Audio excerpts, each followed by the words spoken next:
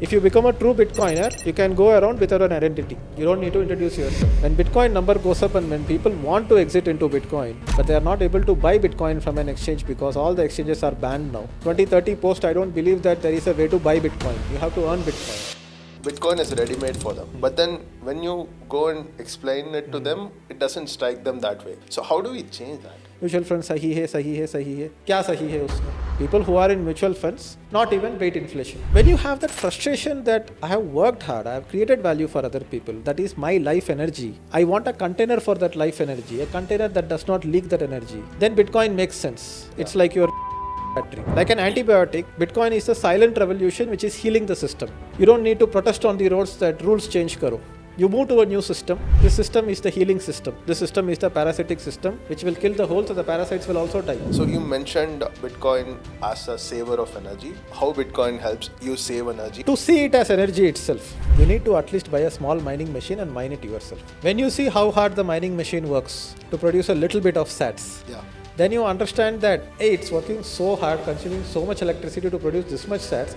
I have some money, I can go buy those sats because those sats were also created through mining. Bitcoin will slow down your life because now you know that your energy is put in a system which can contain that energy without leakage, and it will grow and it will beat inflation. It's the foundation on top of which you can build your passion, you can build your health, you can build a family. I see Bitcoin as this tool which will enable sort of next this AI revolution. When the price rises, irrespective of hyper Bitcoinization or just normal Bitcoinization, entities can like peg around that and print money to take more risk. Like today we are dependent on the Google data centers. When the fiat system keeps diluting, keeps expanding, and also AI and fiat is centralizing everything, now AI will create deflation. When this happens, rich are going to get rich, poor are going to poor. Any asset holder, including real estate, mutual funds, all these asset holders also will gain from this entire shift of wealth. When the price rises, right? And typically it sort of rises when these centralized players, the ETFs or the banks, start accumulating Bitcoins. What's your take on that? If you are watching this, go buy 5,000 rupees worth of Bitcoin. And if you are a Bitcoiner who already has some Bitcoin,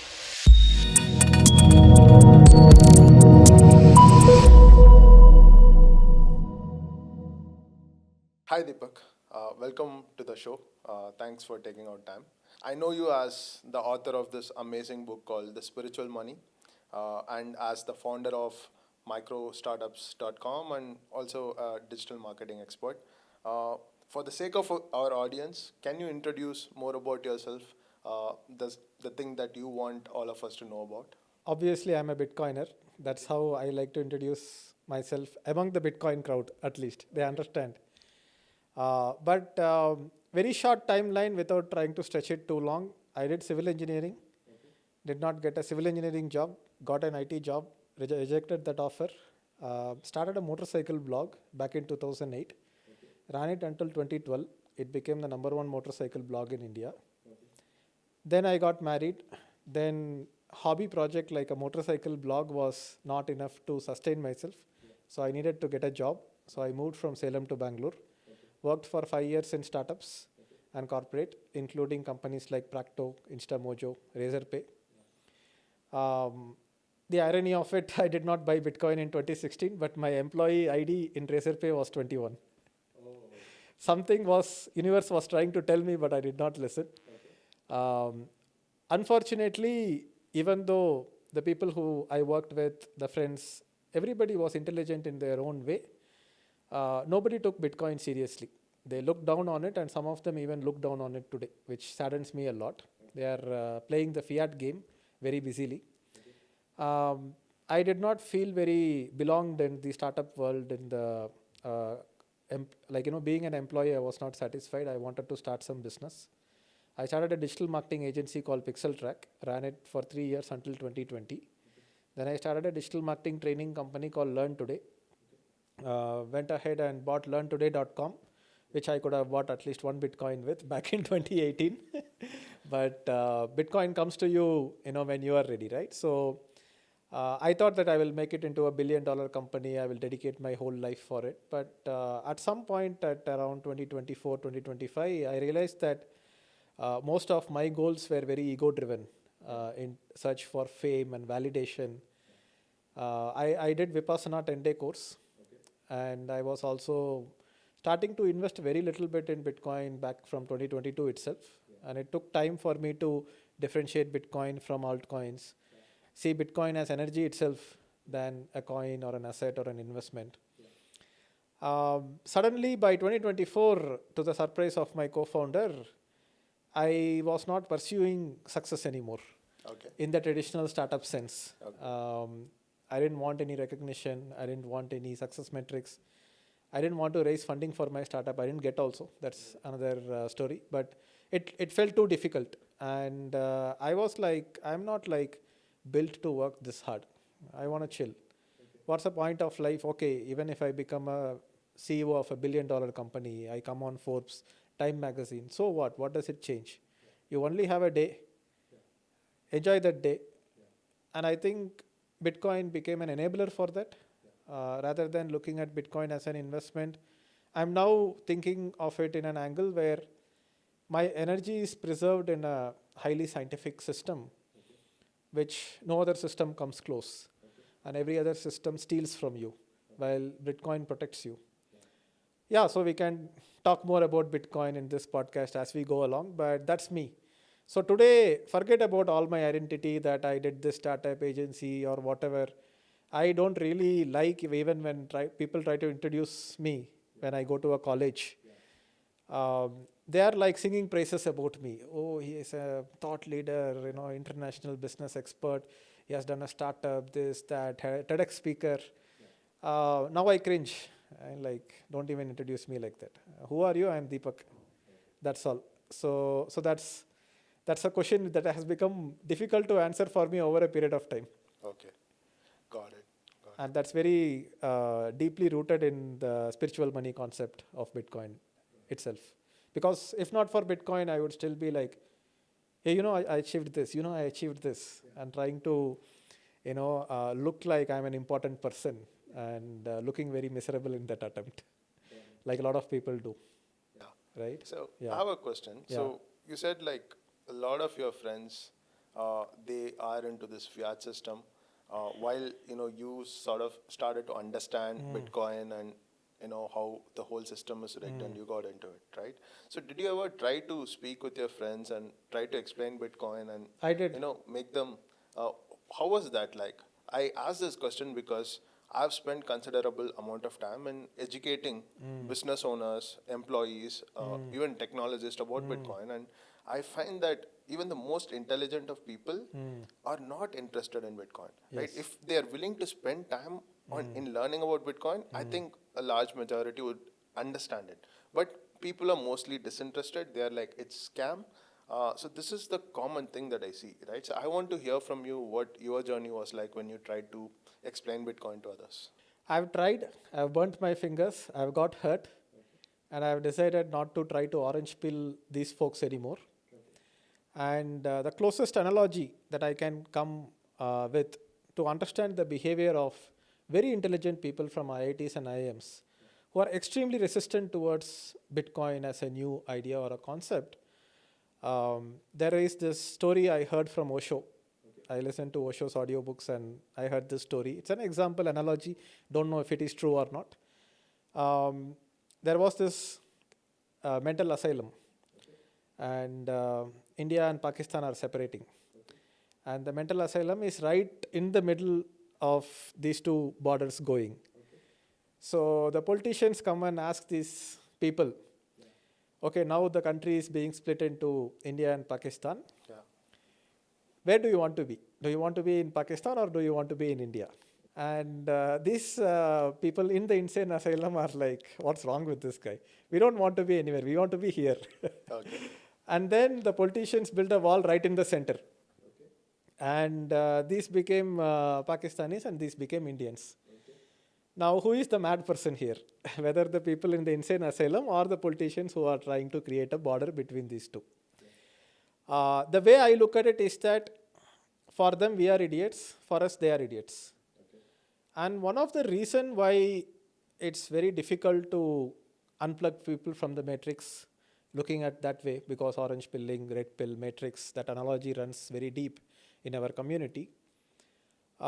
Just like Morpheus in Matrix movie says that certain people you should not unplug. It's not going to rest with them well. They cannot take it. You just need to be young enough, open enough, like Neo, where you can unplug them and they can see the reality. Okay, I was living in a virtual world. Now this is the real world. The reason why it is so difficult to unplug them is because many of the pedigree folks, right? I will just call them pedigree rather than calling it IIT, IIMs, even though that forms a large portion of it. You have colleges like, very good reputed colleges, merit-based system.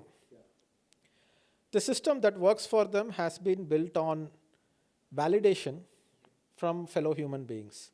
And that validation is deeply rooted in your identity. Now, Bitcoin is a tool that will rip away your identity unless you are a little bit inducted on the spiritual path. What is spiritual path? No religion, no mumbo jumbo. I am basically saying that you have an identity. My dad thinks of me something, you think of me something, somebody thinks of me something. Most of the people think of themselves as a reflection of all these people's opinion of them. If I ask somebody, who are you? Their answer is their perception of others' perception of them. Yeah. People think you are a good person. All the titles, PhD. You see some people in Instagram, they will put their name, comma, PhD. And they will put doctor. Right? Why? Because you think that you are better than other human beings because somebody gave you a title, whether it is MLA, MP, CA, IPS, IRS officer. Some people on LinkedIn will have list of MBA, comma, this, comma, that, comma. Doctors, I understand. You need to know, okay, these guys have studied this, I can go and treat myself. But most of the other people, doctor, generally what is the language? If I say doctor, he heals. Now you have done a PhD on some weird subject. Now what's the point of calling yourself doctor there? It's all an ego play. It's an identity play. Now, when you look at dewdrop, thinking of itself as dying, when it mixes into the ocean, it does not die. It becomes part of the ocean. It becomes infinite. The whole takes back the part, right? Now, human life, driven by the fear of death, driven by the fear that I will become non-existent at some point, is what drives human to chase these titles so that they can have some significance, they can have some identity. And that identity makes you feel safe somewhat because 1,000 years back, or 10,000 years back, whatever the timeline might be, when humans are living in tribes, the only thing that will ensure your survival is that you are the tribal leader or you are the friends of the tribal leader. If you are a slave, you are not getting a girlfriend, you are not getting a wife, you are not reproducing. Those people have been removed out of the gene pool. Okay.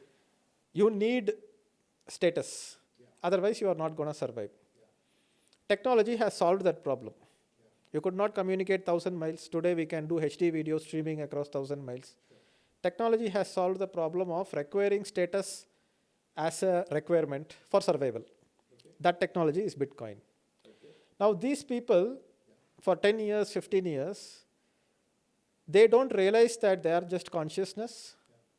They think that they are their identity. Now you go introduce Bitcoin to them. It's going to rip away their belief system. It's going to rip away their identity. If you become a true Bitcoiner, you can go around without an identity. You don't need to introduce yourself. Who are you? I am just a loser or I am a guy. Don't care about me. You do your work. I will do my work is what I will say if I go to a conference, business conference, where everybody is like basically trying to have some stars on their shoulders, right? Yeah. They want recognition. They are so miserably looking for that validation. Okay. I don't go to such conferences anymore. Okay. I might be attending Bitcoin conferences, but business conferences, digital marketing conferences, everything is about an ego massage, right? So I don't want to rip away their identity. Yeah. And Bitcoin as a technology is for the first time in the history of mankind rewarding people who don't want status or don't want ego. Because to embrace Bitcoin, first you need to accept that you were wrong about Bitcoin because you did not buy Bitcoin when you discovered it. It was 1/100th or 1/10th of the price. Yeah. Now you need to accept that your opinion that you made on Bitcoin, which made you not take it seriously, you need that much humility to accept that, okay, I might be wrong, let me look into it. The people who are very strongly opinionated, they are not ready to accept their own mistake. So that lack of humility, these people will eventually come towards the last adoption, where the employer or somebody paying for their product and service says that Bitcoin hai lega. If you are not taking Bitcoin, I don't want to buy your product and service. At that time, when they are forced to buy Bitcoin, they will have regrets. I could have bought Bitcoin 10 years back, 20 years back. I'm saying 2030, 2040, 2050.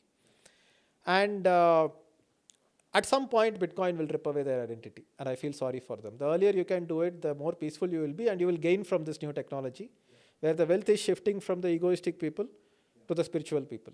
And that is the foundation of my book, Spiritual Money. So don't unplug people. Let them live in their delusion.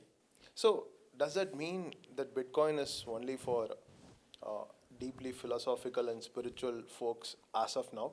As of we are doing this in 2025, right? So as of today, would you say that's who Bitcoin is for? Deeply philosophical kind of looks elitist in some extent, and I would say that we can put a different angle to it.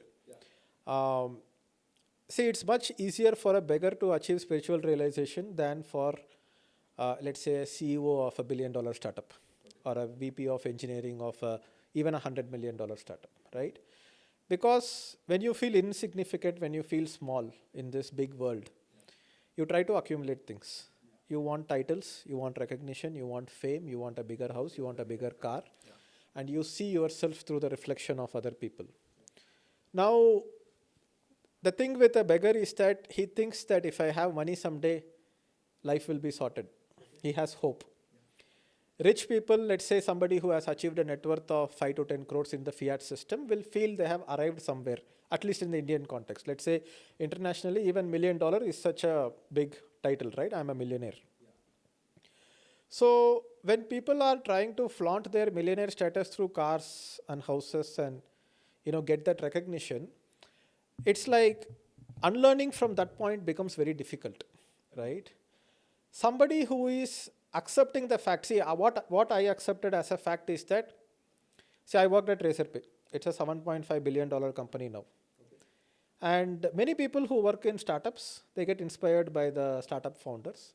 And they also want to become like that. Sure. And they sometimes underestimate how much hard work it takes, how much intelligence you need, skills you need, how much time that skills takes, and also the factor of luck. Like, for example, if you speak to the founder of Freshworks, he very clearly says that luck played a major role in Freshworks going public in US, and a lot of these early employees becoming extremely rich, right? So when you are like humble enough to accept that, okay, I might not be that hardworking, that focused, that intelligent, and that lucky at the same time, maybe I need to figure out a different way for me to survive and thrive. Then you look into Bitcoin. Then Bitcoin is ready for you. They say when the student is ready, the teacher appears, right? So it comes to you when you drop that, when you go ahead and open up your mind to it. Yeah. So that opening up is very difficult for a lot of people. Yeah. Is So the way I would look at it. Yeah. how do you think we can break it? Because you're quite right in saying it's for people that are not in, that want to, have freedom and have a really good life, but not in the category of the top 3% that you mentioned in your book, right? And Bitcoin is ready-made for them. But then when you go and explain it to them, it doesn't strike them that way, right? So how do we change that? See, I think that when you look at, let's say, a corrupt politician or a bureaucrat, they will come to Bitcoin last. And one of the reasons that they don't look into Bitcoin is because, apart from the humility to accept that you might have been wrong about Bitcoin and look into it, if you are not an IIT, IIM pedigree, startup build kar liya, you have venture capital investors lining up, you have angel investors, that you are connected, the right networks, right clubs. When you are a normal employee, normal salary, you are working hard. You are creating products and services for other people. You are the producers in the economy. Every system has producers who produce more than they consume, and you have net consumers who consume more than they produce. Irrespective of what the world rewards today. Like for example, the world is rewarding Wall Street today. They don't produce anything. What do they produce of value? Right? Product or service that other human can use. That is what creates wealth in the first place. An engineer like Elon Musk, right? But when you have a politician like Donald Trump, it's better to use US examples because I don't want to hurt egoistic people ka feelings in the first place by mentioning any name here in our country. But people know what I am talking about. Generally, you see around, you will see doctors, you will see plumbers, electricians, construction workers, you will see cooks, maids, you will see drivers. These are producers creating real value. When you are creating real value, and when you are trying to secure your future by storing that energy somewhere, and you see that energy leaking, let's say mutual funds investors. Mutual funds sahi hai, sahi hai, sahi hai. Kya sahi hai usme? People who are in mutual funds not even beat inflation. Yeah. Past 2 years, let's say. Yeah. So when you have that frustration that I have worked hard, I have created value for other people, that is my life energy. Yeah. I want a container for that life energy, a container that does not leak that energy. Yeah. Then Bitcoin makes sense. It's like your lithium ion battery, reliable battery, economic battery. The net consumers who are parasites in the system. What does Donald Trump do? Nothing. All he does is talk politics. Does not create anything of real value that people can use. Not a car, not a rocket, or not even a simple handicraft item that a villager in Tamil Nadu can create a nice handicraft item. Donald Trump can't make it. He is of net zero value to the world. He just talks.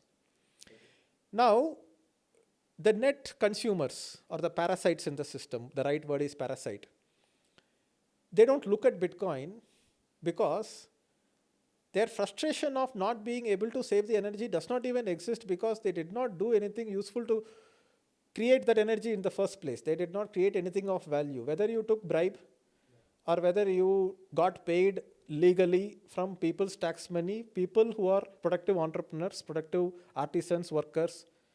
Now this is what is being leached off. Okay.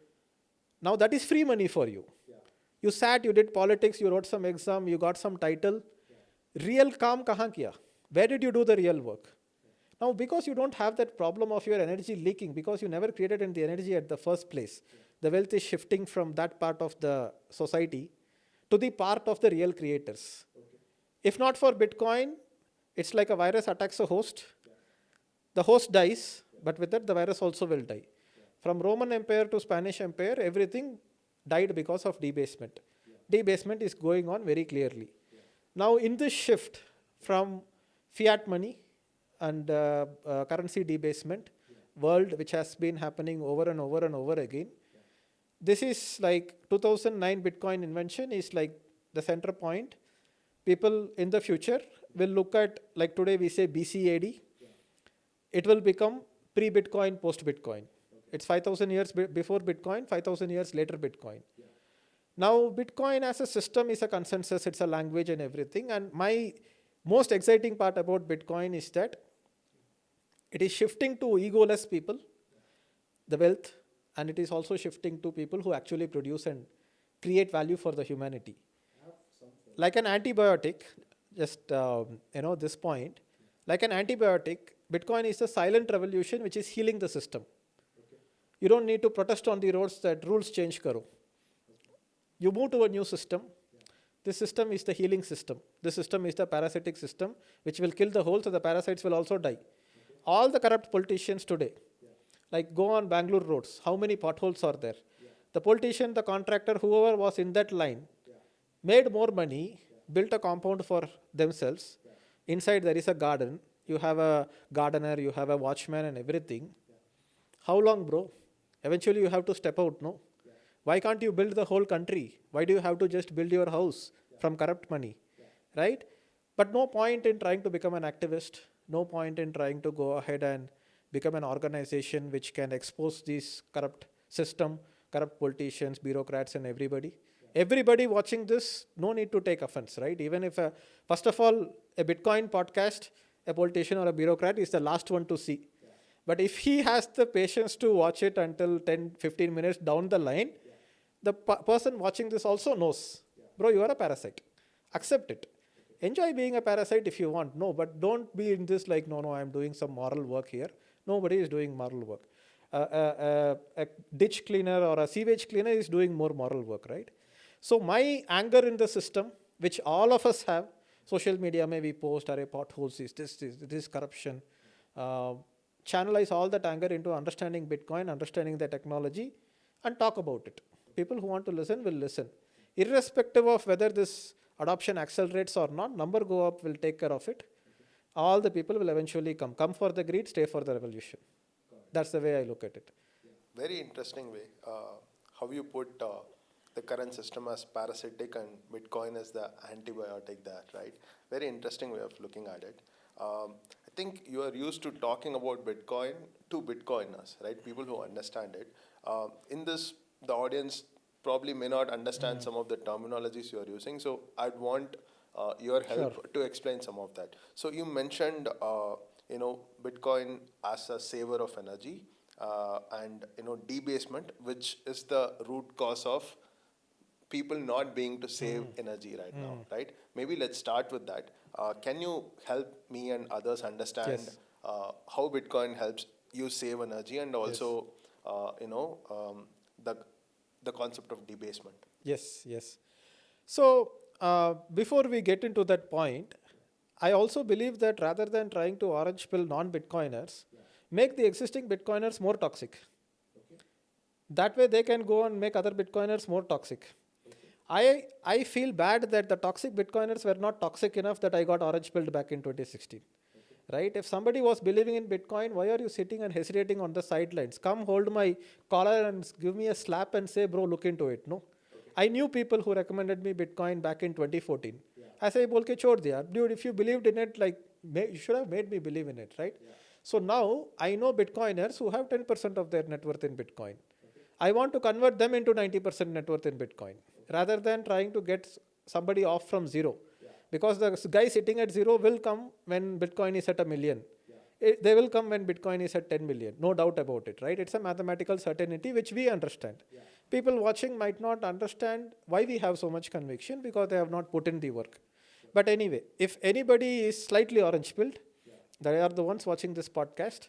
Let me try to get them more orange pilled by going into these layers of understanding energy itself, right? So, obviously, for the deepest insights, people can read my book. I don't want to start from the history of money, why money exists, barter system, double coincidence of wants, all that I don't want to get into. Let me try to put it this way. There are multiple levels of thinking. Intellectually lazy people don't go to layer 2, layer 3. They just follow the herd, they are sheep. Somebody is watching, they are like, I don't want to be sheep anymore, is why they are watching this. Yeah. Now, on level 1, if you want to think, I work in a job or I do some business, I get some money. Basic understanding people have, I cannot keep money as money because money will dilute in value. The cost of things will go up. Whether they understand inflation or not, they do understand that I need to invest this somewhere. So what does your wealth manager recommend? Chalo sir, real estate thoda le lo. Get some mutual funds, get some stocks, get some blue chip stocks. Then you can have some gold. Bitcoin, no Bitcoin, because the wealth manager does not understand Bitcoin. The wealth manager's very existence is threatened because of Bitcoin. So obviously they won't understand Bitcoin. I know wealth managers who are Bitcoiners themselves, and they do wealth management for other people and they don't recommend Bitcoin. I know such people as well, right? Because they have just got tired of trying to explain it to clients. Sometimes, like whatever the customer wants, you give. If the customer is not happy with Bitcoin, then they don't recommend it. So this cannot be spoon fed. You have to go and pluck the fruits yourself and eat it, right? Okay. This is level 1 when you go ahead and just leave it to your wealth manager to like do a portfolio allocation. Level 2, you start thinking, okay, now my growth rate is not as good as how much cost of living is increasing. Looks like I might not be able to beat it. Apart from gold and Bitcoin, nothing will beat anything, right? I mean, nothing will beat the returns of inflation, is what I believe. Especially with the inflation becoming more and more violent and more turbulent as we go in the next 10, 20 years. People have to understand that the current monetary system itself is built on debt. Without debt, there is no money. And rather than going into the technical, simple analogy is to think of it like blowing up a balloon. If you blow it very fast and suddenly it becomes big, but it's early stage, then you can let out a little bit of air. Okay, now it looks like it might burst, so let me little bit of air. Now the way the air goes in and goes out is not very violent when the balloon is small, but let's say you have blown the balloon this big, okay, and it still has not burst. Let's say you blew up a condom, okay, and that won't burst, but it feels like it might burst anytime. Now you try to let out air, it will come out very violently. So even if you little bit try to keep the interest rate high and say that let deflation happen, it will just violently collapse. And since it won't gradually collapse, no soft landing, Powell will keep saying soft landing. I mean, people can go and look it up, Jerome Powell, soft landing, just Google it. If some terms I am saying people don't understand, they can Google it on the side. Now, there is no possibility of soft landing. Now we are accelerating this faster and faster. So because I am a biker, let me give a bike analogy.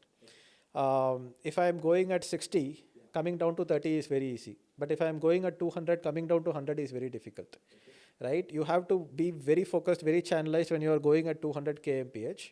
And the bad thing that could happen if you are going at 200 kmph is that you could crash and come down to like zero immediately, right?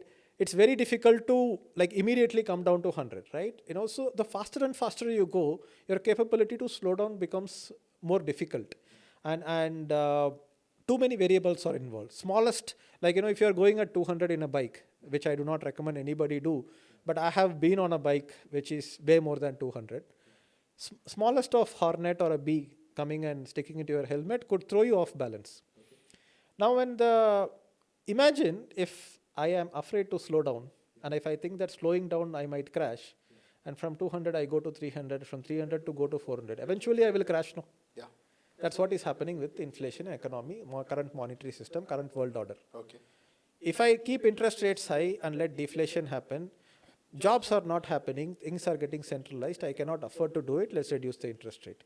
The more you reduce the interest rate and further down you are in this path of the inevitable fiat game, the less you have capability to try to bring back sanity into the market again. At some point, it's just going to go out of control.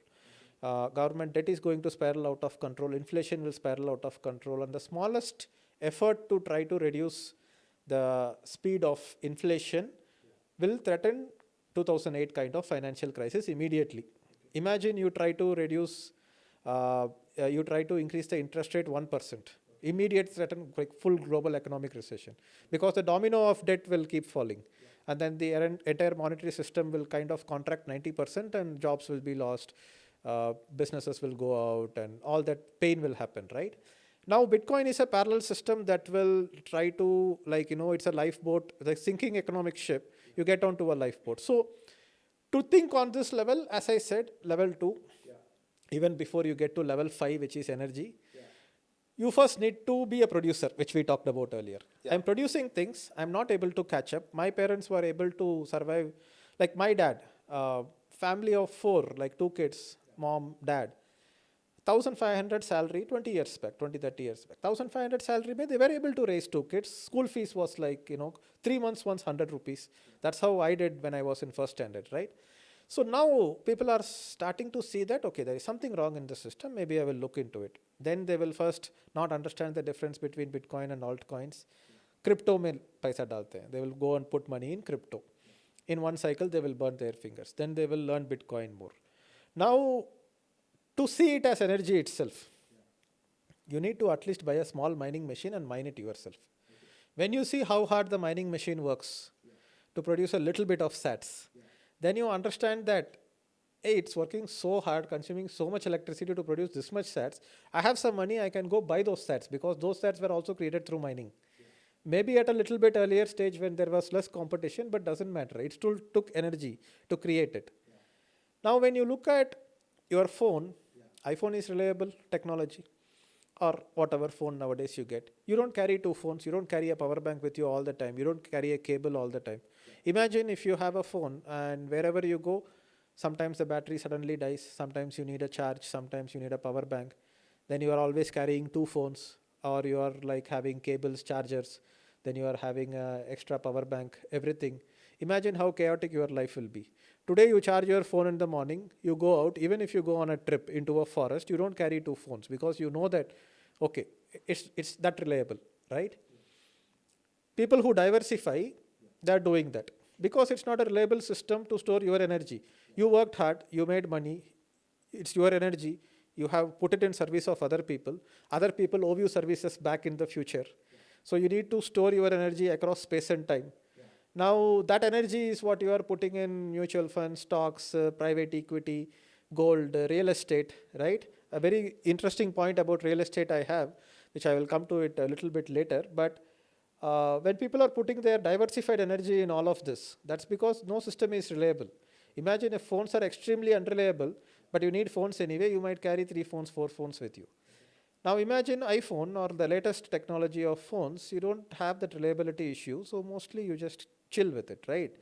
Bitcoin is that for your economic battery. Once you have such a reliable system, you don't charge your iPhone for 100% and then try to charge it to 200, 300, 400%, right? Okay. Or carry extra power banks always with you. You first use that charge, then you charge it again. Bitcoin will slow down your life because now you know that your energy is put in a system which can contain that energy without leakage, and it will grow and it will beat inflation. You have that confidence in it. It's the foundation on top of which you can build your passion, you can build your health, you can build a family. This was there 1960, let's say in US, the baby boom period. Now we don't have that. Bitcoin is the only reliable system that can protect your energy. So it's hard to get. But if somebody has put some of their life savings in Bitcoin and waited for 5 years and it goes up, and then you study Bitcoin, watch podcasts like this, read books, experiment with it, do mining, create a cold wallet, create multisig wallet, move from here to there, do different types of seed generation, do your dice roll seed generation, entropy, whatever. You need to get down to that level to build that level of confidence. And if you put in that work, then it will change your life. If you don't want to put in that work, want to be intellectually lazy, saw somebody on some news channel saying that, oh, Bitcoin is a hype. Although 16 years se they are saying no. If 16 years ke baad, if it has still not died, you better look into it. I woke up in 2020. I started studying it deeply towards end of 2020. Everybody comes to Bitcoin at the price they deserve. And the price is drop your ego, drop your identity. That is the price. Many interesting points you made here. There are two things that I want to go deeper into. Okay. So, one is that you mentioned Bitcoin as a parallel system, right? But what's happening out there is a lot of banks are custodying Bitcoins.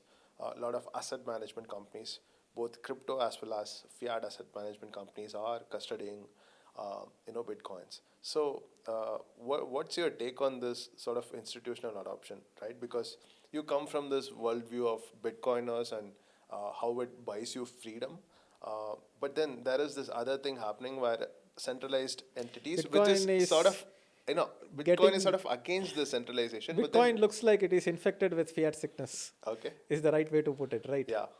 But it is getting fiated. Now I have a follow-up question central, on that. You also mentioned how Bitcoin, is like a storer of energy, or saves your energy, right? And then you sort of benefit from the saving when the price rises, right? And typically it sort of rises when these centralized players, the ETFs or the banks, start accumulating Bitcoins. What's your take on that? Because I see Bitcoin as this gray thing. I would like it to be white, not black, but I see it as this gray thing where it enables an individual to pursue freedom, creativity, and whatnot. But at the same time, they can do that when these institutions see the potential of Bitcoin as a technology and then start adopting it. That's my view. What's your take on it? Again, best explained through my own personal thought patterns, which generally goes via analogies. Let's say you have a human baby born and it's now 3 years old. You can't be offended by the fact that it's getting infected by a cold virus, right? Or you cannot be offended by the fact that to make them immune to certain viruses, you actually have to inject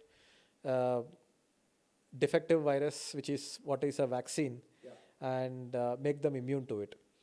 So Bitcoin as a system is getting infected from the fiat system. Obviously, as Bitcoiners, we do enjoy the price going up, because price going up is the ultimate marketing for it, which will create more Bitcoiners.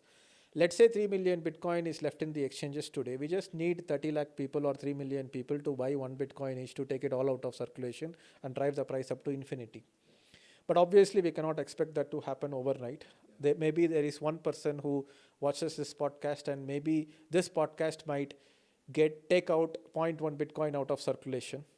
My book might have taken out 1 Bitcoin out of circulation, right? So slowly, as we take it out of circulation, the fiat system, which has adopted Bitcoin for fiat gains, will eventually realize a fiat profit on it. And it will come back to Bitcoiners who are hodlers like us. It will eventually come back here only. Just like water evaporates, goes to the cloud, rains, and comes back to the ocean and comes back to earth. It will eventually get distributed.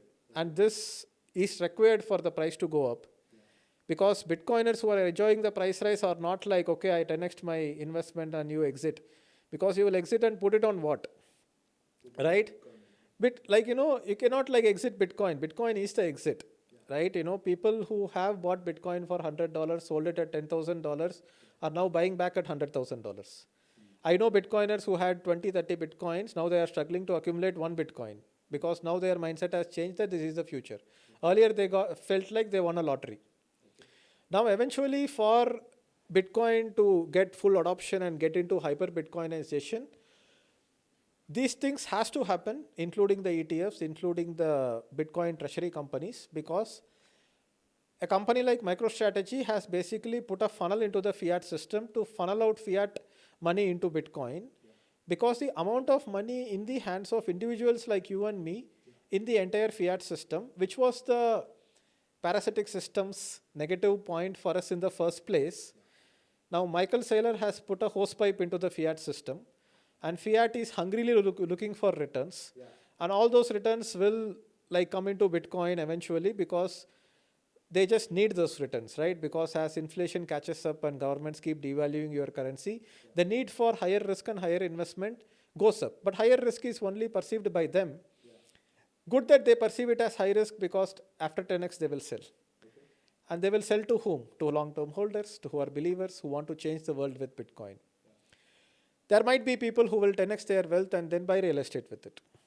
I am against real estate. Land is ours. Every human born on earth has the right towards the land. Saying that this is my land, yours land itself is stupid. It's a very imaginary ownership, because if you have a plot of land, what makes it yours? Somebody else is saying it's yours. Who is saying? The current system.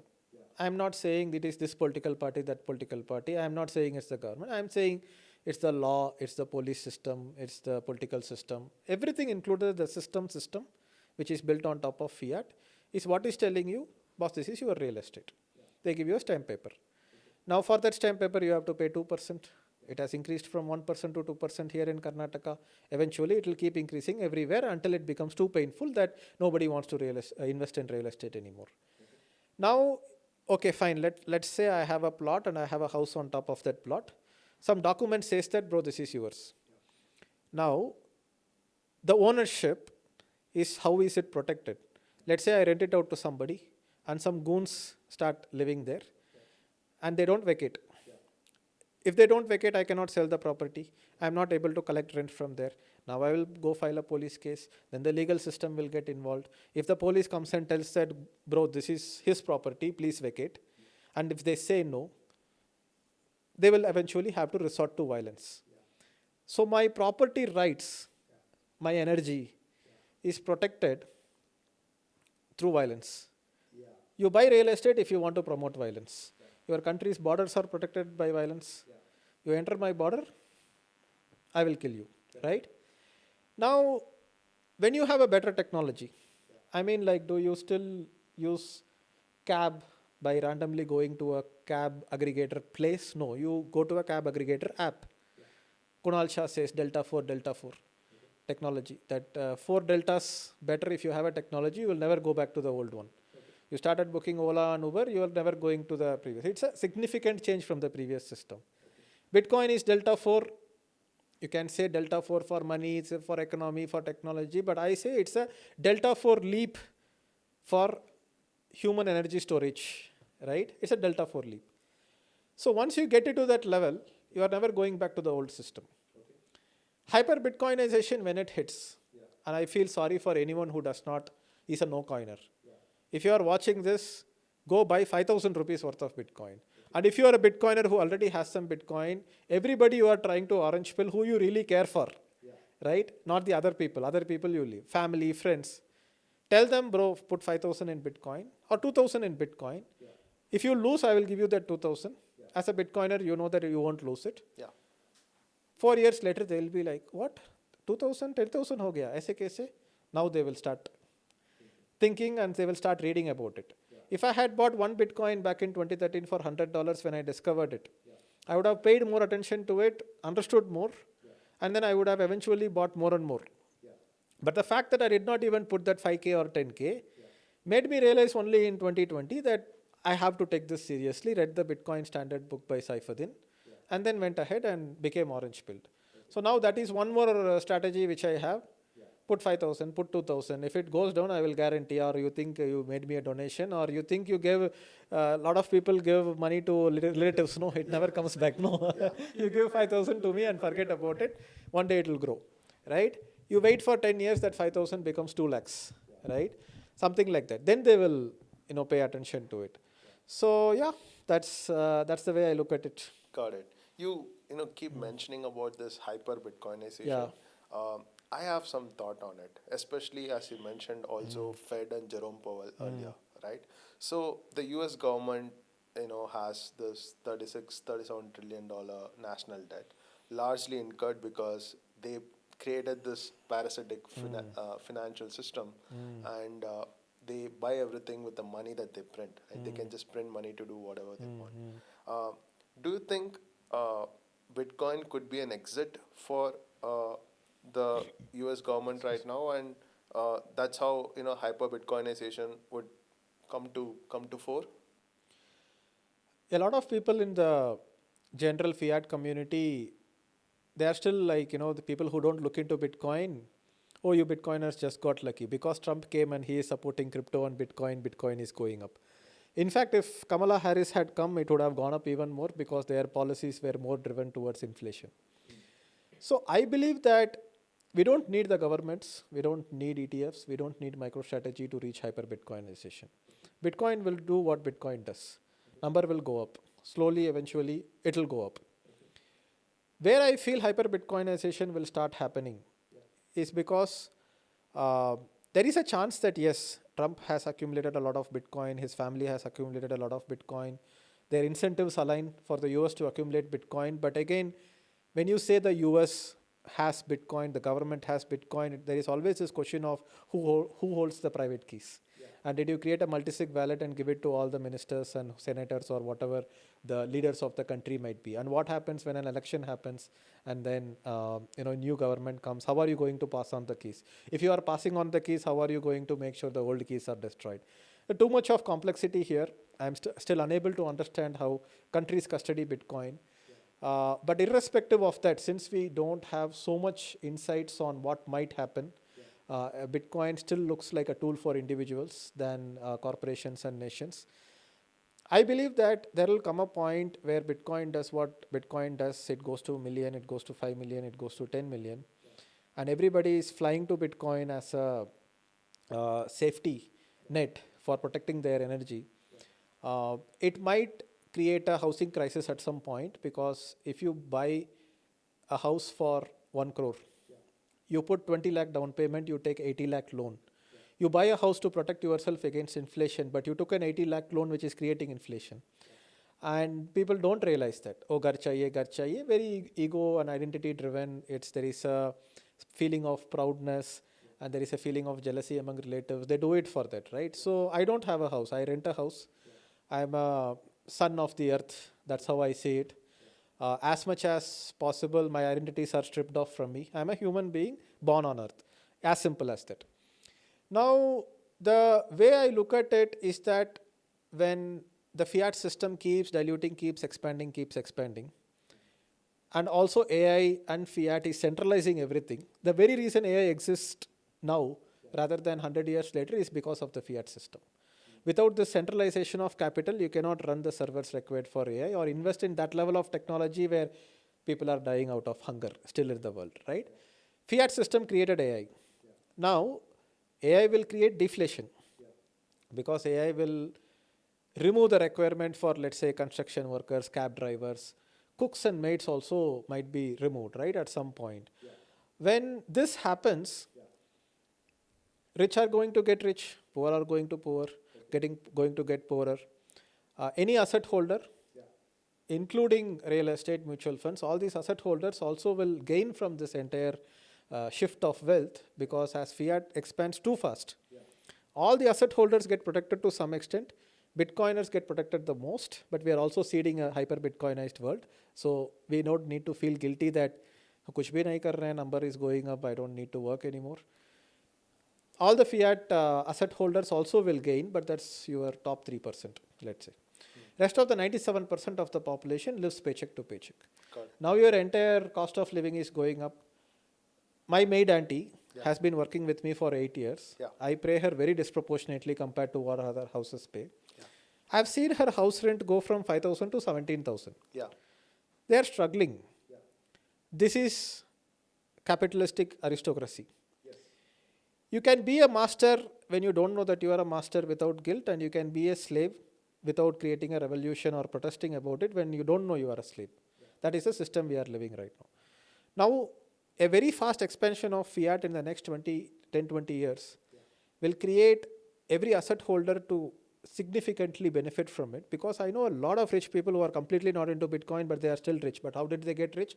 Because of this asset holding and inflation happening, right? You have extracted the wealth from the 97% to the top 3%. You are a leech of energy. Unfortunately, on some level, if you are a Bitcoiner and not being positive in terms of creating net production, you are also a leech. Okay.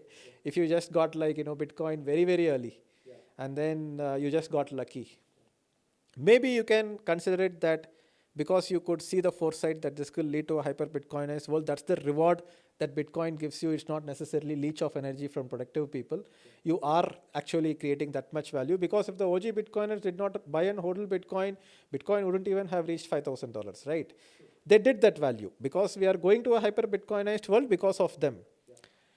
But when you look at this particular dynamic that is happening of rapid expansion of fiat creating massive wealth inequality, government is not going to come and tell you that, oh, we printed so much money, asset holders have become so rich, that is why these people are jobless and these people's livelihood is not good because of the fiat system. They are not going to say that.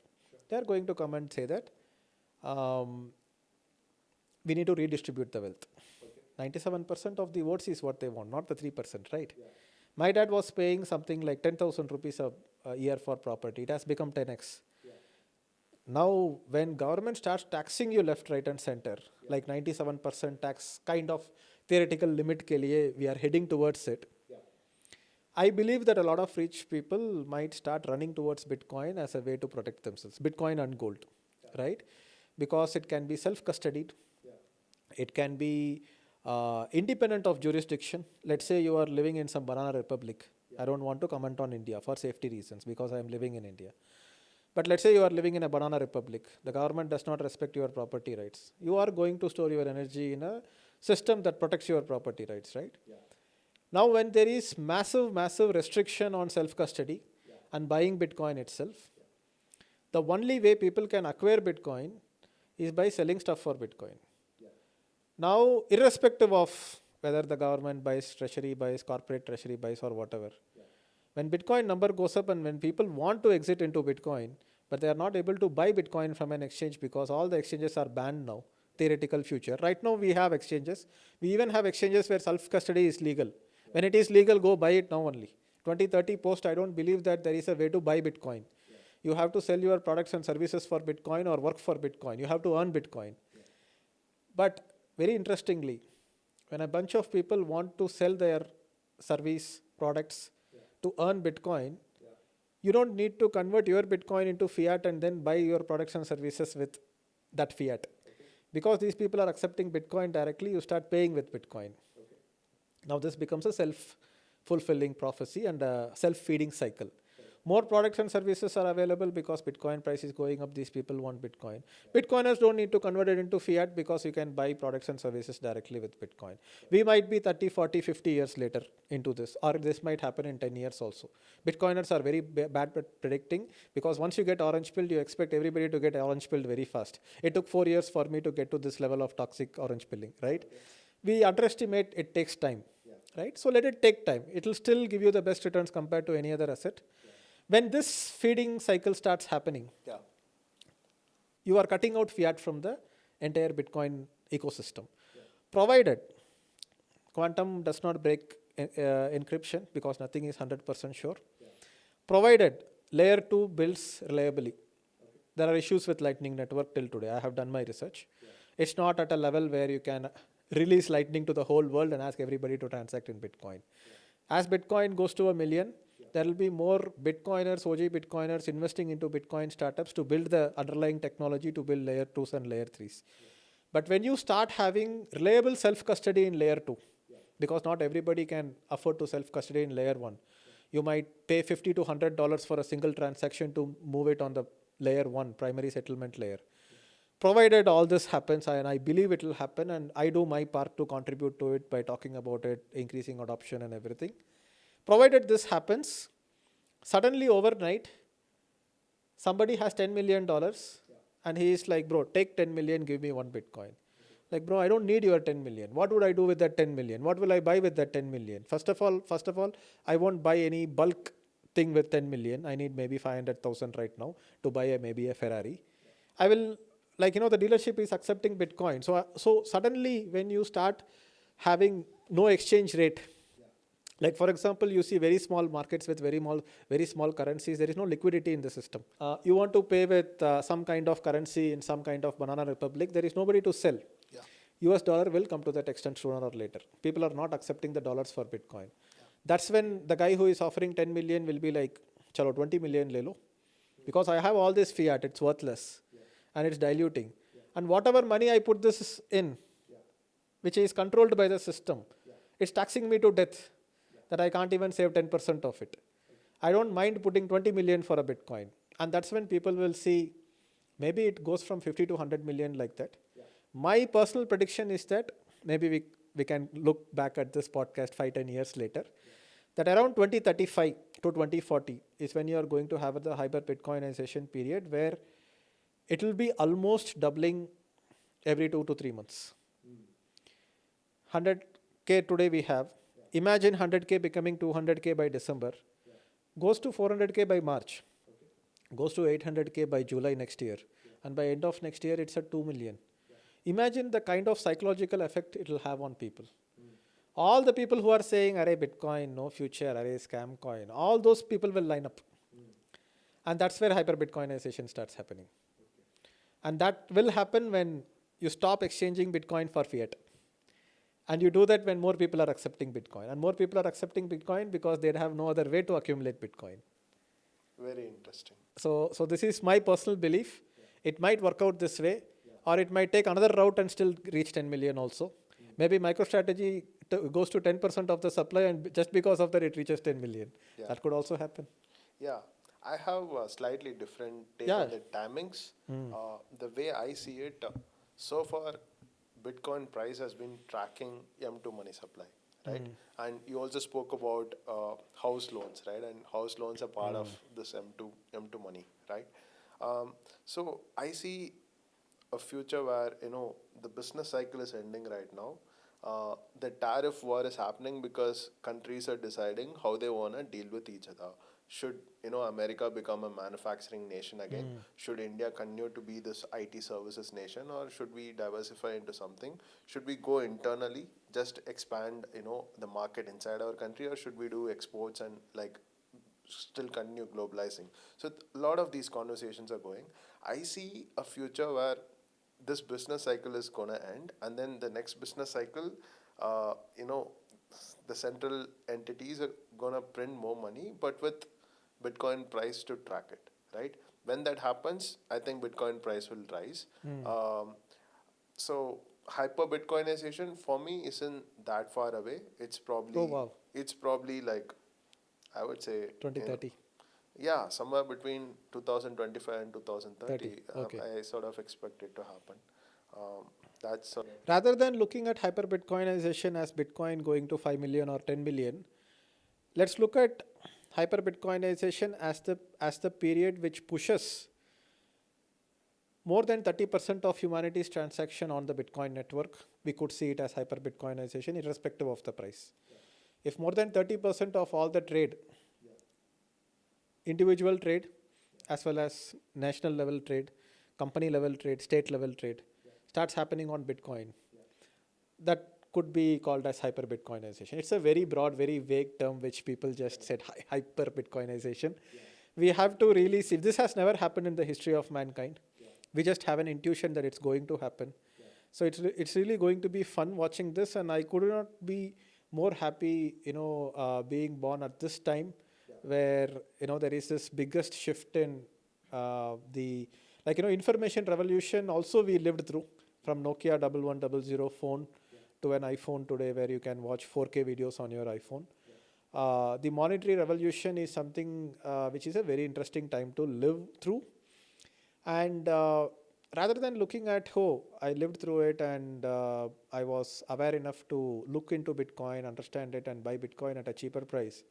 If you give me an option, I would be rather born in, let's say, 2150, where the world is hyper Bitcoinized, than be born in 2025, where Bitcoiners are seen as the culprits for the collapse of the current monetary order. Because Bitcoin will collapse the current monetary order.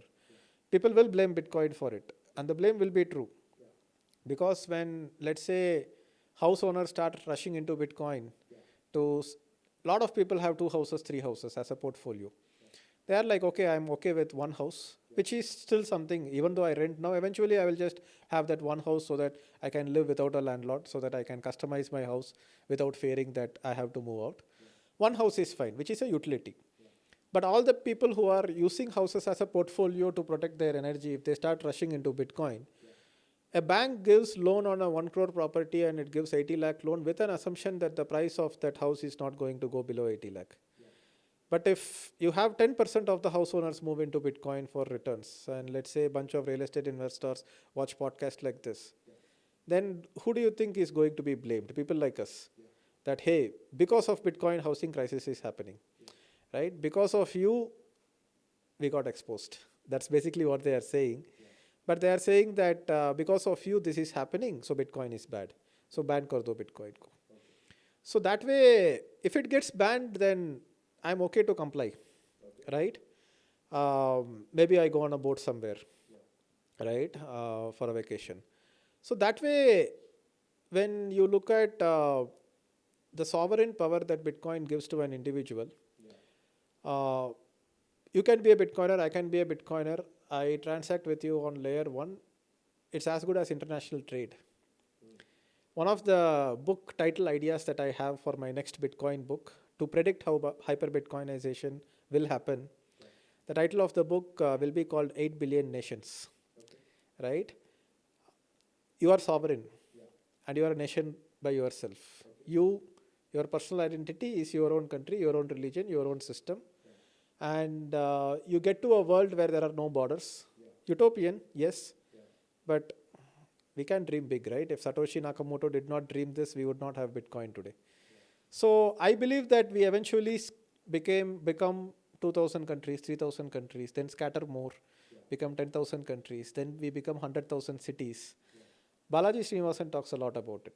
Network state and state is, yes, is that utopia, but it's not based in this real land. It's based in a yes, sort of a metaverse yes. land, right? Like you can stay in India, you can stay in Singapore, you can stay in Lithuania and still be part of network state. That sort of is. He is predicting more of, let's say, 50, 100 years later. If you think about 300, 500,000 years later, nobody cares which nation you are and there are no passports. You can travel anywhere because there is no crime. And you are just an individual. Your private key is your identity, right? So that way, eventually, everybody becomes self-sovereign. and you are born and you get good education, and then maybe AI teaches you education. I don't know what will happen, but can we have the kind of level that we have reached, right? Obviously, we are not billionaires or whatever, but we are sitting in an air conditioned podcast studio and talking something very deep on an intellectual stuff. I believe every human can be like this if they were given the right opportunities, right? I mean, I did not earn this. I went to a good school. That was because of my dad put me to a good school. That's because he had resources and everything. So eventually, everybody will get there. It will become an abundant world, right? So I think that is more important, and whether we see it in our lifetime or not, and how far we go, everything becomes long-term thinking, right? I used to be a smoker. I stopped smoking because I'm not going to die young and not see hyper Bitcoinization happen.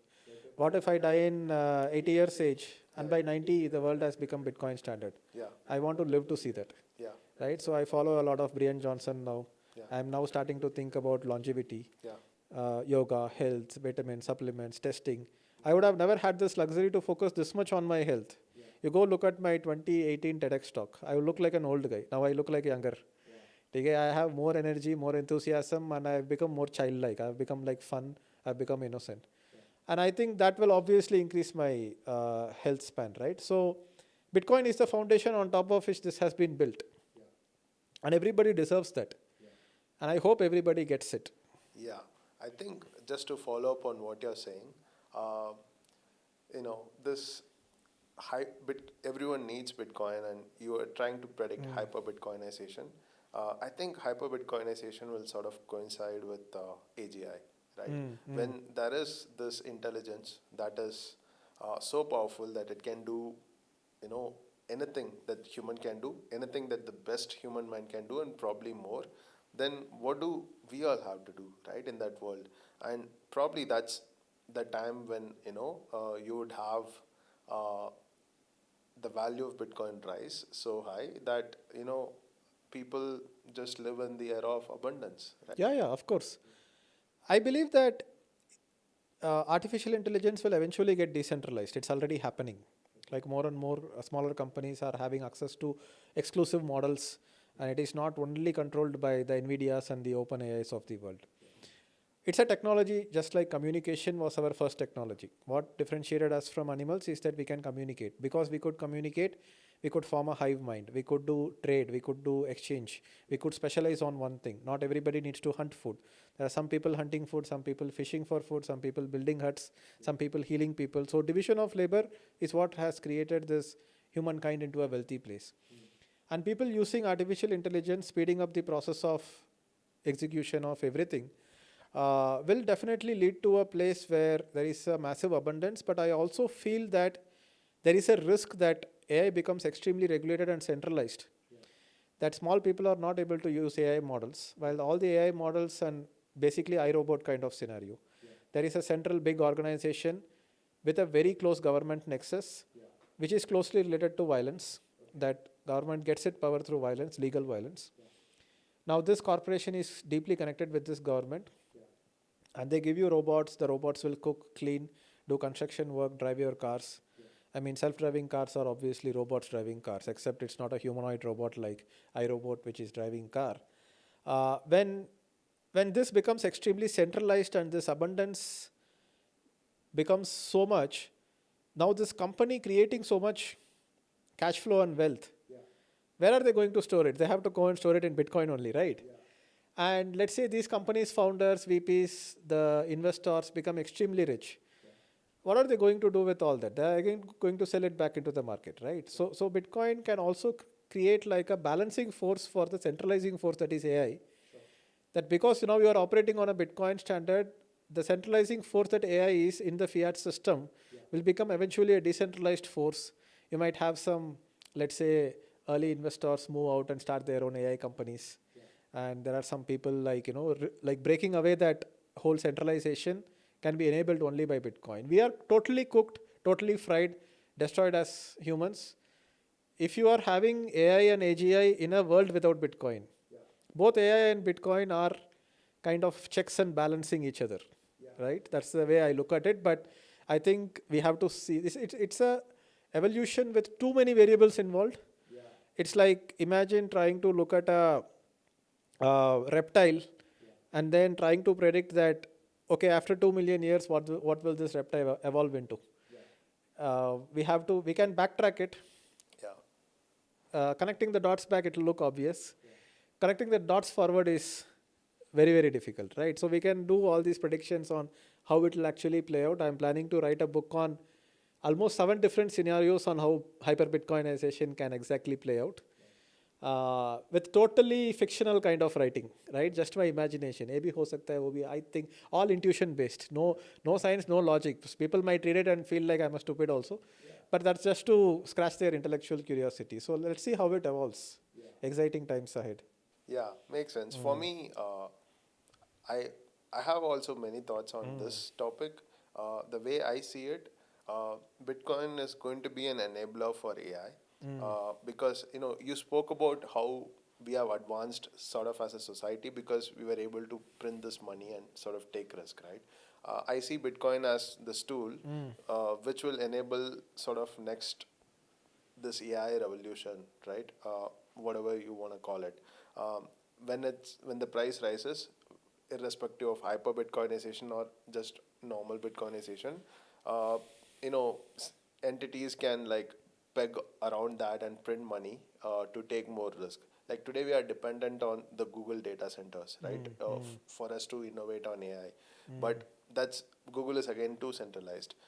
I see a future where with Bitcoin rising, a lot more new companies coming into play, and we move faster towards AGI.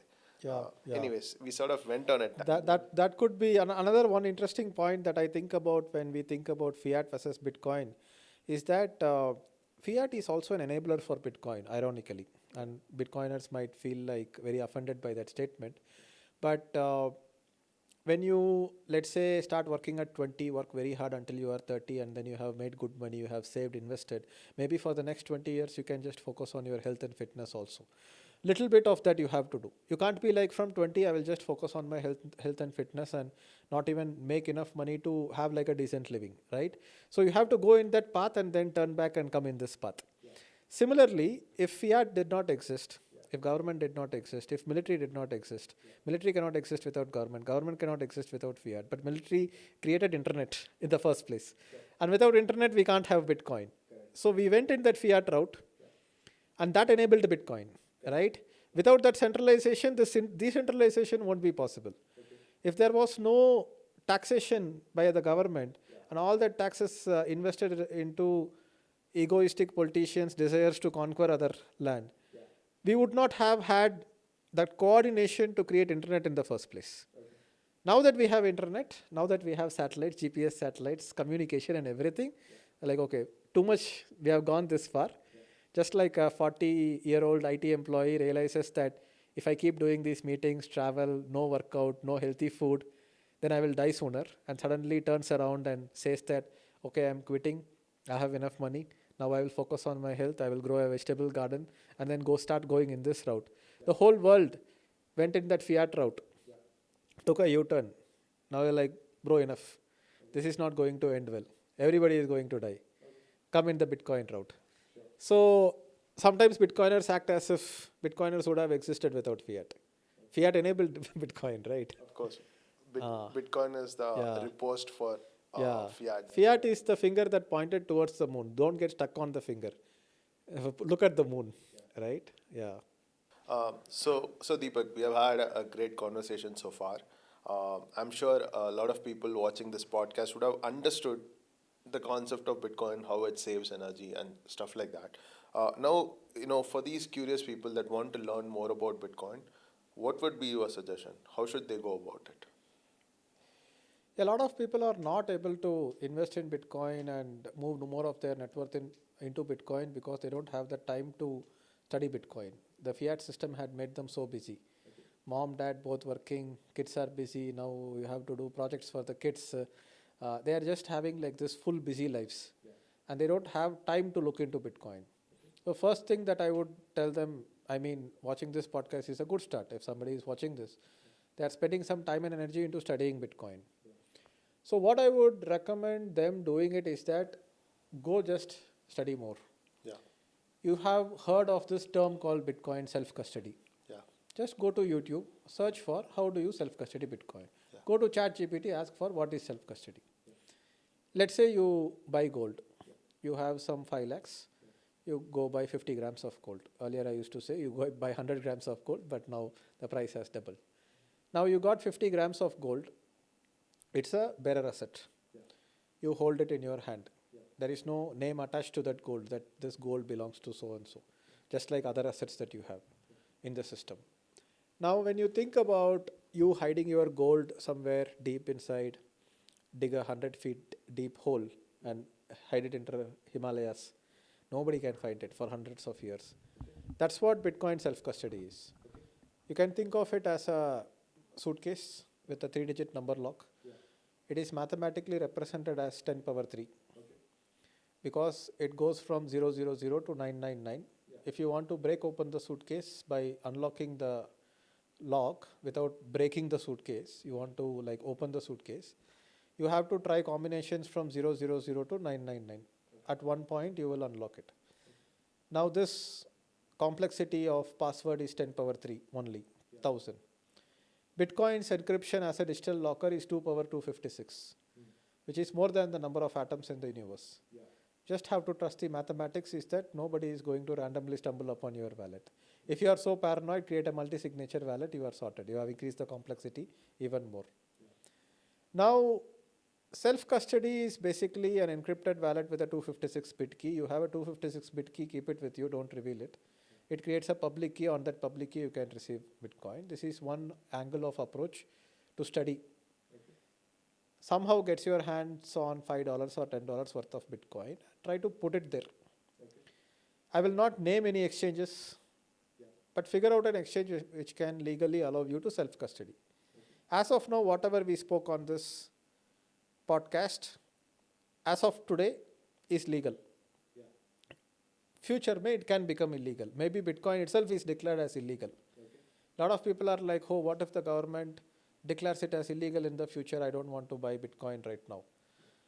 Maybe you need to think, why would somebody declare something illegal if it helps you, if it increases in value? Maybe you have to think they don't have your best interest in mind.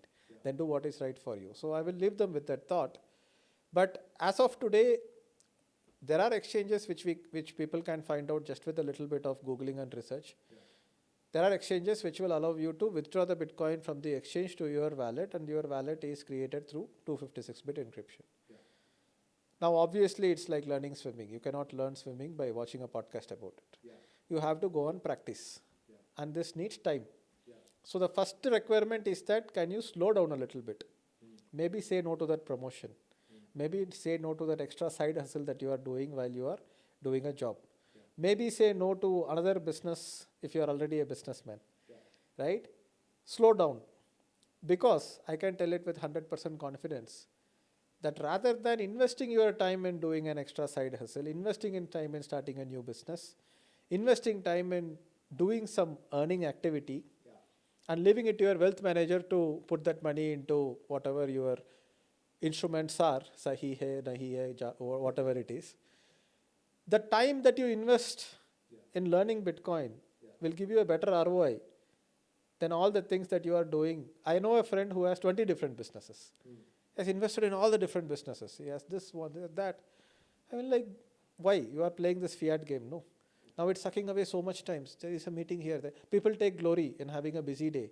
Morning, say, evening, tak, I am like working and everything. Like, they are not intelligent, right? They are thinking that they are intelligent, and that prevents them from looking at the reality where life is not supposed to be hurried. If on a Monday evening you call me for a podcast and I have half a day free to come and talk about Bitcoin, this is what Bitcoin enables, right? So people have to slow down. Because imagine, 2016 I was like this, digital marketing manager, I will run campaigns and I'm going to digital marketing events and everything. If I had studied Bitcoin, I could have bought some 50 Bitcoins when Bitcoin was $500, right? Now imagine, today it looks like an impossible goal for me, right? All the other things that I did, chalo, conference karo, meeting karo, like do this, do that, all the productive things that people think they do. they are still not going to beat the returns of Bitcoin. So, so the more time you, obviously if you are 20, you have nothing. Right now, you cannot spend that much time in Bitcoin studying because you have nothing to invest in Bitcoin. You have to first create energy to store the energy, right? But if you are already creating energy, surplus energy, obviously, if you are earning 2 lakhs a month, spending 2.5 lakh a month already in debt, sorry, I don't have any hope for you. First of all, those guys are not even watching this podcast. But if you have surplus energy, you are making 1 lakh, let's say you are spending only 70,000, you are having excess of 30,000 a month. The more time you spend on Bitcoin, the more of that 30,000 extra you will allocate to Bitcoin. And the more time you spend on Bitcoin, the more of your existing previous savings you will allocate to Bitcoin. And that time spent will give you a better ROI than spending time in trying to make more money, because you will still be an idiot. You'll make more money, but you won't store it properly and it will leak.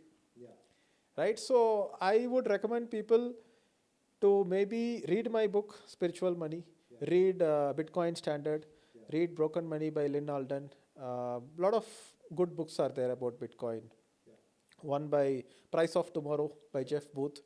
Jeff Booth is my favorite guy in terms of linking Bitcoin to spirituality, right? And to read a book is a very rare skill today, right?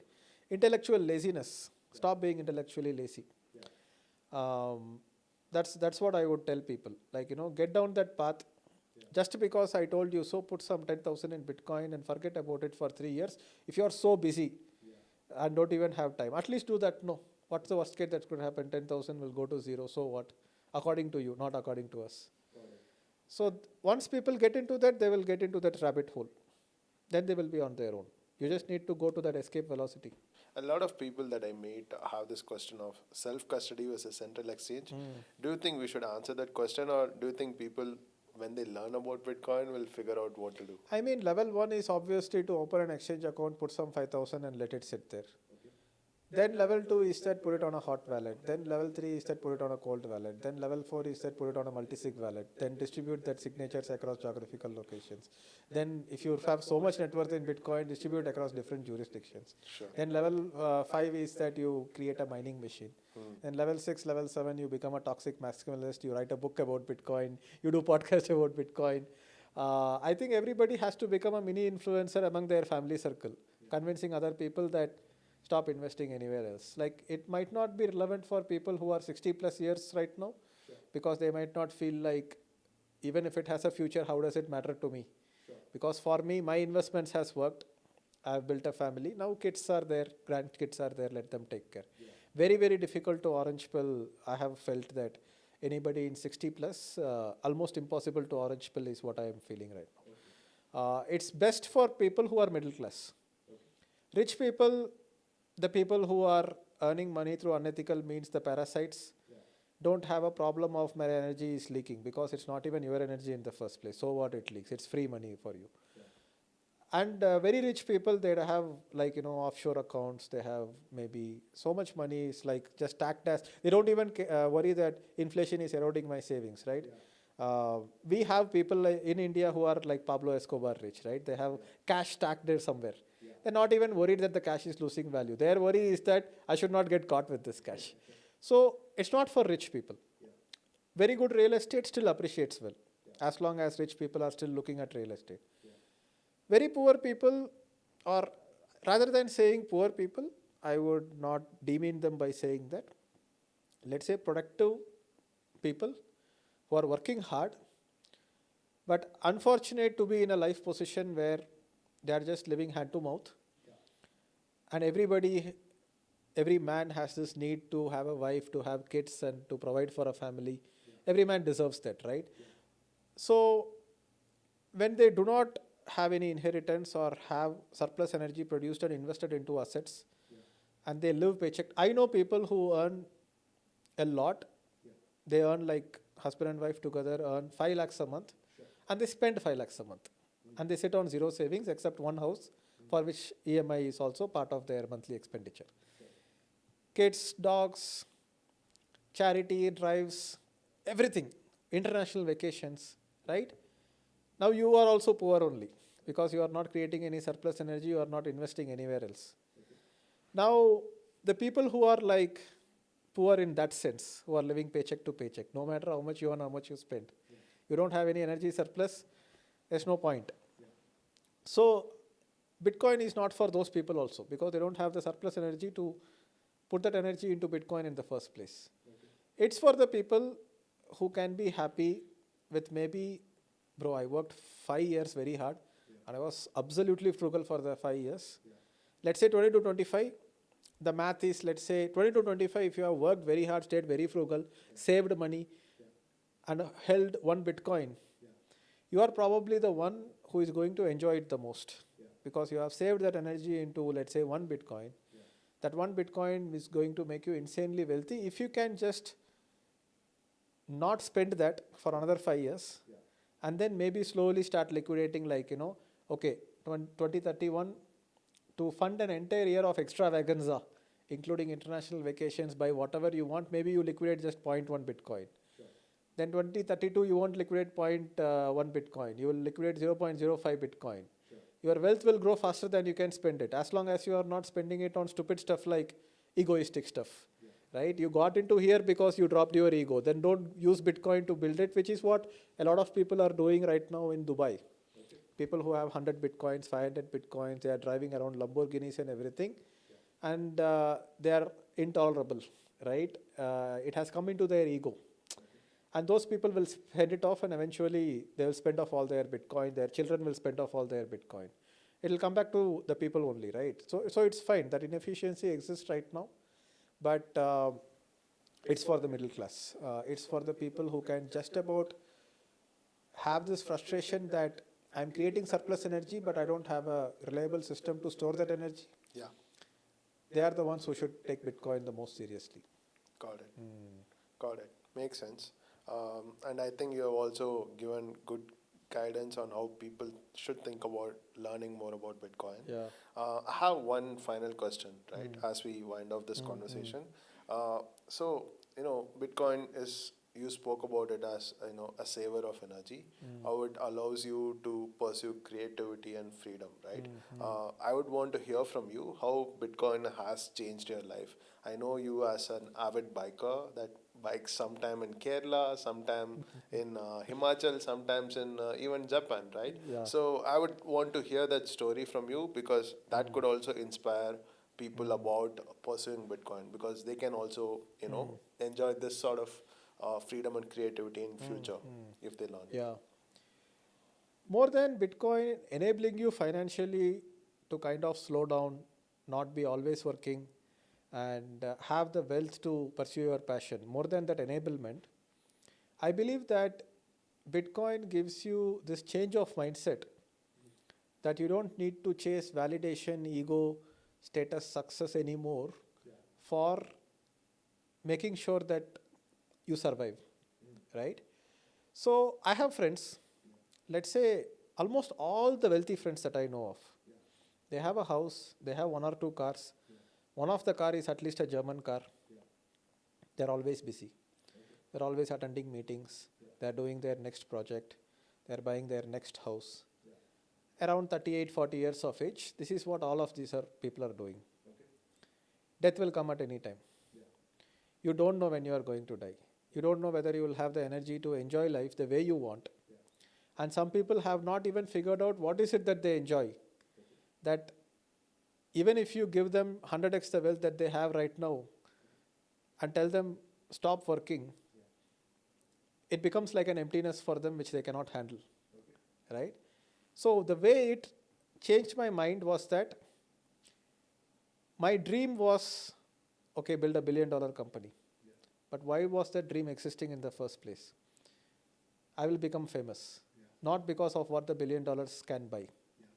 If I became famous, then it kind of maybe fulfills a deep insecurity that you have, that you are nothing. So you try to accumulate more and more things, more and more things. And this whole journey of people just chasing and making more money and building more things and everything is completely built on the premise that you don't look back and look into yourself, because once you look into yourself, you'll still be hollow, right? So it keeps you busy from not looking into yourself. So I did Vipassana for 10 days meditation. I went into this whole spirituality route to understand spirituality. People say, what is even spirituality? Right? So you are born without an identity, and everything is accumulated on top of it. At some point, you have to start shedding it off. People who keep accumulating name, fame, family, children is also one form of ego extension. That it's all a way to cheat death. You are afraid that you will die. You think that if you die, you will not exist. Just like imagine a dewdrop falling into ocean, it becomes part of the ocean. That is not the death of the dewdrop. That's a conversion of a dewdrop into the ocean. I honestly am at least aware to that state that if I die, it's not like I will stop existing. If I die, I become part of everything, right? The whole claims the part again.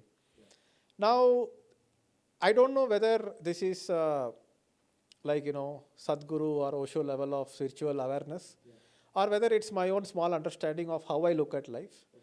But once I started looking at life like that, I started stripping away my identity, my name, my fame. I don't want to be like known as somebody.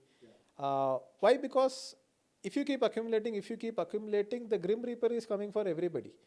It will be ripped off at the most inconvenient time, at the most unexpected time, because even if you are dying at 85, it's not like you are expecting that, oh, 85 I will die. So by that time I am 85, I will be more accepting of death. Death will always come at the most unexpected time, and you will be shocked. And you will have resentment. Now I don't want to have that resentment.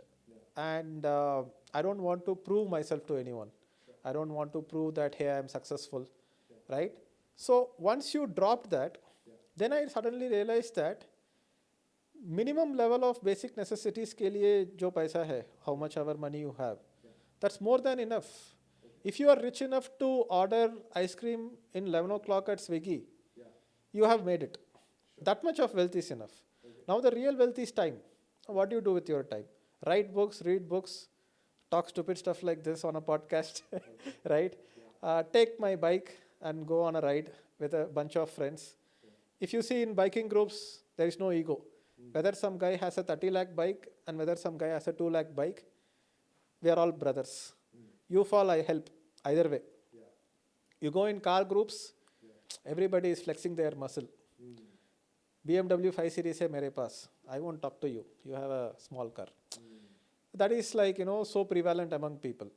And they are like less evolved, less intelligent, more animalistic attitude, right? So without Bitcoin, my spiritual journey cannot have happened. Because you feel like your energy is stored and it's safe. You can take 10 days off and do meditation. Who can afford 10 days off in this day and age? Their career will take a backseat. So that way I feel it kind of fed on itself. Spirituality fed on my Bitcoin and Bitcoin fed on my spirituality. And it became very strong. So now I have thought long term enough in my life that now I can afford to think short term. My long term thinking is until the next month ride. Right? I don't know which of my bike rides I will not come back alive. Every biker knows that one of the rides you are going to die on your bike. Because we ride so much. We ride 2,000, 3,000 kilometers every month. We go to Ghat sections, we go on highways. And we know that and most of the people don't ride bikes because they are afraid of death. Bitcoin enabled me not to be afraid of death. Make the most of the time that I am alive. I am here for a few days. So now that I have thought long term enough to invest in Bitcoin and wait for 5 years, now I can afford to be in a position where my long term thinking is just 1 month. I don't even worry about something that is going to happen 3 months later because I am thinking, next month right to hai, what if I don't come back alive? Then no problem, no. We'll come back alive and then worry about it. So this impact, I think only Bitcoin can create in people. And even Bitcoiners probably do not embrace Bitcoin to such level of passion such as me. That it actually impacts their day-to-day living and day-to-day life experience, right? So that is my personal experience of Bitcoin and how it has enabled to follow my passion. I just like riding a bike, going to different places, meeting different people. I'm doing a Japan ride, which is a 15-day trip, 1,500 kilometers across rural Japan back into the city. So start from Tokyo, ends back at Tokyo. And a lot of people like my father-in-law were like, oh, you are going to Japan. Oh, what conference is this? What are you going to do there? No, uncle, what are you talking about? Conference and everything. I'm done with all of that. Yeah. I'm not traveling for work purpose anymore. Yeah. In immigration, they ask no work, Yeah. work or leisure. Only leisure I will travel. So, and I will come back to my home. I don't want to live anywhere else, work anywhere else, all that. So yeah, so cheers to Bitcoin for enabling this lifestyle for me. And it's not like I've invested so early and I'm so rich or anything. Whatever Bitcoin you have, whether you have zero point 0.1 Bitcoin, 0.5 Bitcoin, or one full Bitcoin, it's just the mindset. I've decided to live a very simple, frugal life and put my money where it matters. I want to buy a BMW car, but I chose to let go of that dream in the favor of buying a BMW bike and spending money on very costly gear like helmet, jacket, and whatever. Society wants you to dress with blazer, bow tie, and have like a clean combed hair. What I want to dress is wear a helmet, wear a jacket, and go on a bike, right? That's how I want to dress. Now I don't have any dress collection apart from my riding gear. So could not have been possible without Bitcoin. So immense gratitude to Satoshi Nakamoto and to the entire Bitcoin community. We are Bitcoin. You are Bitcoin. I am Bitcoin. The community is Bitcoin. A lot of people ask, no, what is Bitcoin? Is it a technology? Is it a coin? Is it a decentralized protocol? What is Bitcoin? Everybody has a different answer. My answer is we are Bitcoin. Bitcoin exists because we put energy into it. We talk about it. Yeah. We run a node. We run a mining machine. Yeah. We write a book. We tell people about it. Yeah. So we are Bitcoin. So yeah, that's my final thoughts about Bitcoin. Thank you, Deepak. Yes. This was a eye-opening conversation. For me, I'm passionate about Bitcoin, but not to the extent that you are. But after having this conversation, I probably want to go deeper into it so that I can also have this life Yes. where you are not worried about Yes. really long term, right? You invest in Bitcoin and you enjoy your life, right? Yeah. And people who are invested in Bitcoin, if you are investing a small percent, you don't have that much conviction, it's fine. But if you have invested a large percentage of your net worth in Bitcoin, and if you worry that Bitcoin will go down, then you are not a Bitcoiner. Invest in Bitcoin, put a large percentage of your net worth in Bitcoin, and have an absolute conviction that Bitcoin is going to the moon. And if that conviction level is any less, then go do what I am doing. Go write a book, do a podcast, go talk about Bitcoin in every conversation you can, and be a toxic maximalist. Then the Bitcoin is here today because of the toxic maximalist. If you don't have conviction and you worry that Bitcoin price might fall, become a toxic maximalist, and in spite of becoming a toxic maximalist, if Bitcoin goes to zero, we will all come to the streets together. You will meet me at the streets. We will somehow survive. It's fine. So be all or nothing. No. What is this middle ground? Either be a Bitcoiner or don't be a Bitcoiner. Either be a fiat-minded guy or be a toxic maximalist. There is no in between for me. Got it. Thank you, Yes, Deepak. yes. It was amazing talking. Amazing. Thanks for watching.